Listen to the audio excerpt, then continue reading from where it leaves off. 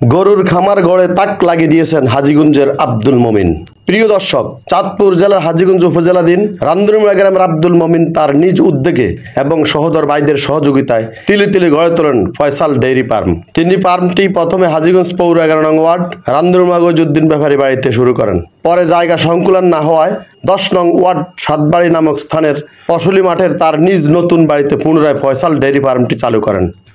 আসসালামু আলাইকুম। ওয়ালাইকুম সালাম। কেমন আছেন ভাই? ভালো আছেন? আলহামদুলিল্লাহ ভাই। আমি আসছিলাম আসলে আপনার ডেইরি ফার্মে কিছু কথা বলার জন্য আপনার সাথে। বলেন ভাই, সমস্যা নাই। আপনার এই ডেইরি ফার্মের নাম কি? Faisal dairy farm. কিভাবে আপনি সর্বপ্রথম এই ডেইরি ফার্মের স্বপ্ন দেখছেন?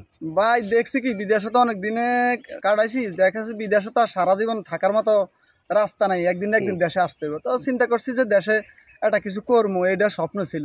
তো যাক, এর মধ্যে হয়তো এই গরুর খামারের একটা স্বপ্ন ছিল, কিন্তু বাড়িতে আসছে আর অনেক মানুষ আমরা মস্কারাও করছে। তার মধ্যে যাক, এই মস্কারার মাধ্যমে কেউ কিছু চিন্তা ভাবনা করি নাই, নিজেরটা নিজে করি।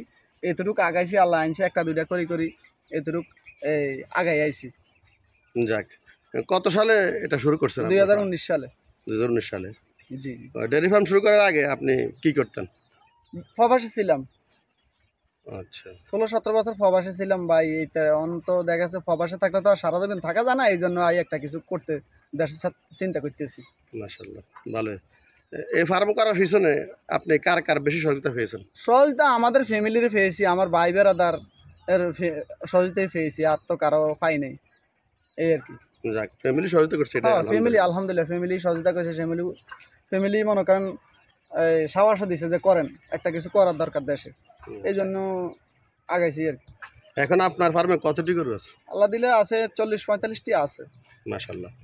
আপনার ভবিষ্যৎ পরিকল্পনা কি বলতে পারেন? ভবিষ্যৎ পরিকল্পনা ইনশাআল্লাহ, যদি আল্লাহ আমার রথাতে ভালো রাখে, যদি এই আরও কিছু আগানোর অনেকটা খেয়াল আছে যে আরও কিছু আমি আগাম, এই হলো খেয়াল আর কি। আর চাই যে দেশও কিছু মানুষও করক, নিজেও দেখি যাক, একটা লোক অসহায় না থাকি, একটা উদ্যোক্তা হোক, একটা কিছু করক দেশের জন্য, এই একটা ফ্যামিলির জন্য করক, এটা আমি চাই। আপনার ফার্মে কতজন লোক কর্মরত আছে বর্তমানে? আছে, এখন বর্তমান 4 জন আছে।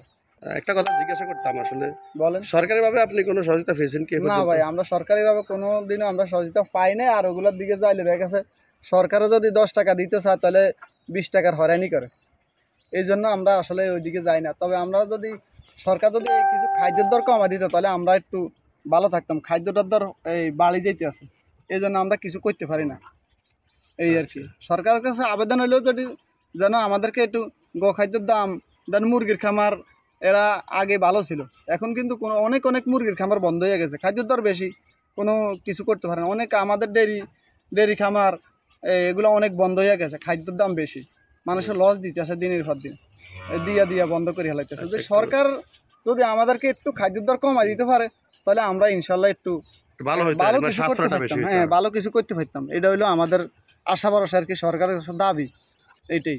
দৈনিক কত কেজি দুধ মানে সংগ্রহ করতে পারেন? ধরেন এখন বর্তমানে 200-250 কেজি হয় আর কি আমার। তা আশা করি যে আমি সামনে আর কিছু বাড়াবো, এই লোক খেয়াল।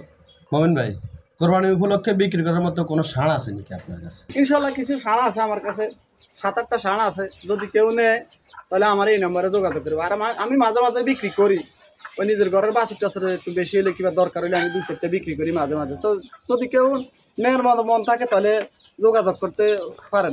তিনি বলেন 16-17 বছর সৌদি আরব ছিলেন, দেশে ফিরেই 2019 সালে ফয়সাল ডেইরি ফার্মটি চালু করে আজ এ পর্যন্ত এসে দাঁড়িয়েছি। কবি বলেছেন, ছোট ছোট বালুকণা, বিন্দু বিন্দু জল, গড়ে উঠে মহাদেশ, সাগর অতল। দর্শক বুঝতেই পেরেছেন, সততা, পরিশ্রম আর সৎ পরামর্শ ও অর্থ সঠিকভাবে কাজে লাগালে আপনিও হতে পারেন আব্দুল মমিনের মতন একজন সফল উদ্যোক্তা। দর্শক, ডাকাতিয়ার ডাক কর্তৃপক্ষের মূল উদ্দেশ্যই ছিল বেকার যুব সমাজকে আব্দুল মমিনের ন্যায় কর্মমুখী করা। সমাজের যদি কোনো যুবক নতুন করে উদ্যোক্তা হতে চায়, আব্দুল মমিন তাকে পরামর্শ ও উদ্যোক্তা হওয়ার যথাযথ চেষ্টা করবেন বলে আমাদের জানিয়েছেন। আমরাও ডাকাতিয়ার ডাকের পক্ষ থেকে বেকার মুক্ত দেশ এবং উদ্যোক্তা যুক্ত সমাজ গড়ে উঠুক সেই প্রত্যাশায় আমি মোহাম্মদ কামরুজ্জামান, ডাকাতিয়ার ডাক, হাজীগঞ্জ, চাঁদপুর।